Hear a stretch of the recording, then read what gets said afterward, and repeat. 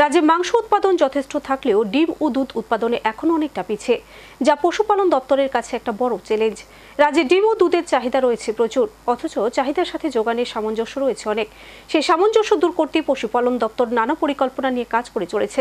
পশুপালন দপ্তরের রাজ্যস্তরীয় পর্যালোচনা বৈঠকে অংশ নিয়ে এমনটাই বললেন দপ্তরের ভারপ্রাপ্ত মন্ত্রী সুধাংশু দাস।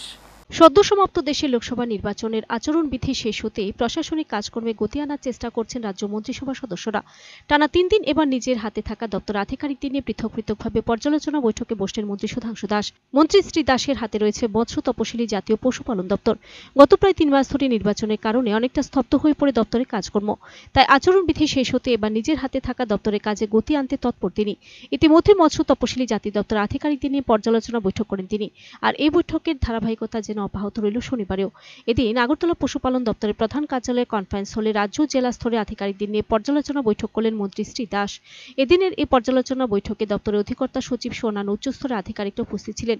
গুরুত্বপূর্ণ এই বৈঠকে 2023-24 অর্থ বছরে দপ্তরের যে টার্গেট ছিল তা কতটুকু কার্যকর হয়েছে তা নিয়ে আলোচনা করা হয়।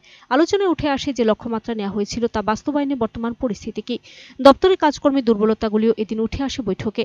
এছাড়া 2024-25 অর্থ বছরে দপ্তরে যে পরিকল্পনা নেওয়া হয়েছে তাকে কিভাবে বাস্তবায়ন করা যায় তা নিয়ে আলোচনা হয়।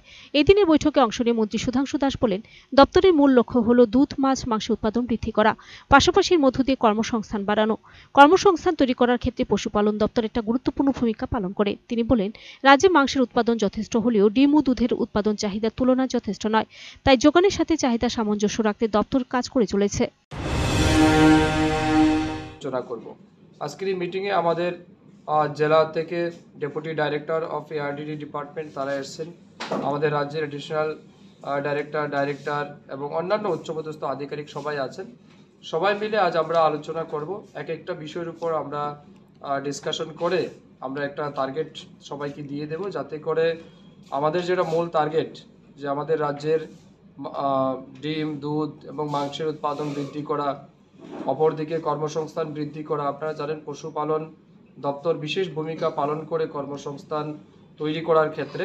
তো এই বছরও আমরা কি কাজ করছি, এর বাইরে এর পাশাপাশি আমাদের পশুধন যেগুলি আছে, পশু পাখি, তাদেরকে সুরক্ষার জন্য আমরা কেমন কাজ করছি, কি আরও ইনিশিয়েটিভ নেওয়া যেতে পারে, এই বিষয়গুলির উপরই আজ আমরা আলোচনা করব। ডিম, দুধ এবং মাংসে বর্তমান স্ট্যাটিস্টিকটা কি রয়েছে? হ্যাঁ, মাংসে আমরা ত্রিপুরা রাজ্য সাফিসিয়েন্ট রয়েছে, আমাদের সারপ্লাস আছে ইভেন, কিন্তু ডিম এবং দুধ উৎপাদনের ক্ষেত্রে আমরা এখনও পেছনে আছি। এটা আমাদের কাছে বড় চ্যালেঞ্জ, কারণ আমাদের রাজ্যের প্রায় ডিম এবং দুধের ক্ষেত্রে আপনি তো বলতে পারেন প্রায় 98% মানুষেরই এটা চাহিদা, আর দুধের ক্ষেত্রে 100% মানুষের চাহিদা। তো স্বাভাবিক কারণে চাহিদার চাইতে যোগান আমাদের অনেকটা কম। এবং আমাদের কাছে চ্যালেঞ্জ কি, আমাদের রাজ্যে বড় ডেয়ারি ফার্ম নেই, কয়েকটা আছে স্মল স্কেলে। তো আমরা চাইছি এটাকে আরও বড় আকারে তৈরি করার জন্য। গতকালকে আমাদের দিল্লি থেকে ব্যুরো রিপোর্ট, সার্চ ইন্ডিয়া।